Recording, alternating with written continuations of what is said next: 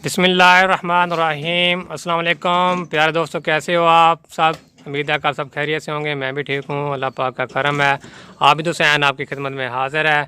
तो आओ आज तो थोड़ी सी बातचीत सुनते हैं भाई से। इधरा नहर बांधे तो मौके चलते हैं तो सुनाएंगे ज़रा, तो सुनिया जाए ना को मसाइयाँ करना। हाँ जी सुनाओ भाई साहब जी, ज़रा चलाओ मौके।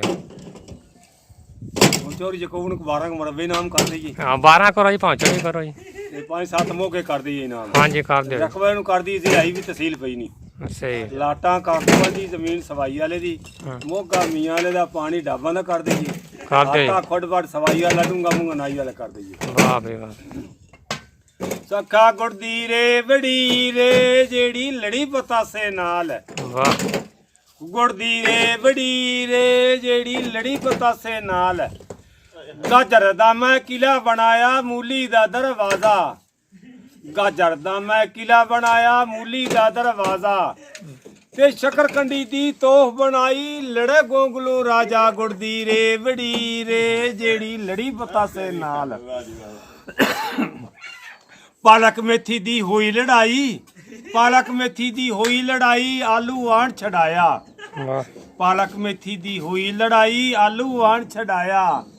ਗੰਡੇ ਸਿੰਘ ਨੇ ਇੱਟ ਚਲਾਈ ਮੂਲੀ ਦਾ ਸਰਪਾਟਾ। ਗੁੜਦੀ ਰੇ ਬੜੀ ਰੇ ਜਿਹੜੀ ਲੜੀ ਪਤਾਸੇ ਨਾਲ। ਕੀੜੀ ਚੜੀ ਪਹਾੜ ਤੇ, ਕੀੜੀ ਚੜੀ ਪਹਾੜ ਤੇ ਚੰਬੜਾ ਲਵਣ ਚੰਬਿਆਰ। वाह ਕੀੜੀ ਚੜੀ ਪਹਾੜ ਤੇ ਚੰਬੜਾ ਲਵਣ ਚੰਬਿਆਰ। 900 ਖੁੱਸਾ ਸਿਪਾ ਜੁੱਤੀ 1500। ਗੁੜਦੀ ਰੇ ਬੜੀ ਰੇ ਜਿਹੜੀ ਲੜੀ ਪਤਾਸੇ ਨਾਲ। ਕੀੜੀ ਚੱਲੀ ਸਾਵਰੇ ਤੇ, ਕੀੜੀ ਚੱਲੀ ਸਾਵਰੇ ਤੇ, ਸਾਵਰੇ ਕਿੱਥੇ? ਕੀੜੀ ਚੱਲੀ ਸਾਵਰੇ ਤੇ 9 ਮਣ ਕੱਜਲ ਪਾ। वाह ਕੀੜੀ ਚੱਲੀ ਸਾਵਰੇ ਤੇ 9 ਮਣ ਕੱਜਲ ਪਾ। पूरे नौ ਤੇ ਹਾਥੀ ਜੀ ਨੂੰ ਇਸ਼ਕ ਲੱਗਾ ਲਿਆ ਸੂੰਡ ਲਮਕਾ। ਗੁੜਦੀ ਰੇ ਬੜੀ ਰੇ ਜਿਹੜੀ ਲੜੀ ਪਤਾਸੇ ਨਾਲ। ਉਹਦੇ ਖਵਾ ਦਿਓ ਕਿਸੇ ਉਸੇ ਆਖਿਆ ਆਸੇ ਮੀਆਂ ਆਖੇ ਗੱਡੀ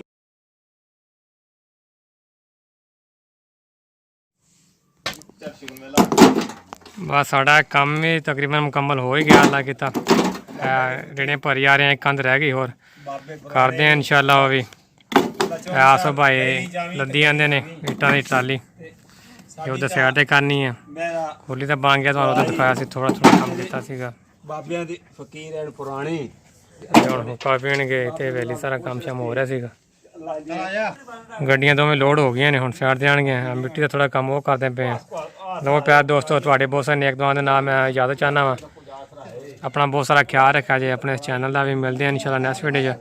ਦੱਸਿਆ ਕਮੈਂਟਸ ਵਿੱਚ ਮੇਰਾ ਇੱਥੇ ਕੰਮਕਾਰ ਜਿਹੜਾ ਕਰਨਾ ਤੁਹਾਨੂੰ ਕਿਸ ਤਰ੍ਹਾਂ ਦਾ ਲੱਗ ਰਿਹਾ ਹੈ, ਕੰਮਕਾਰ ਕਿਵੇਂ ਹੋ ਰਿਹਾ, ਪਿੰਡਾਂ ਠੋਰਾਂ ਦੇ ਦਿਹਾਤ ਦੀ ਜ਼ਿੰਦਗੀ ਸਾਡੀ ਕਿਸ ਤਰ੍ਹਾਂ ਅਸੀਂ ਗੁਜ਼ਾਰ ਰਹੇ ਹਾਂ, ਤੁਹਾਨੂੰ ਮੈਂ ਸ਼ੇਅਰ ਕਰ ਰਿਹਾ ਸੀਗਾ।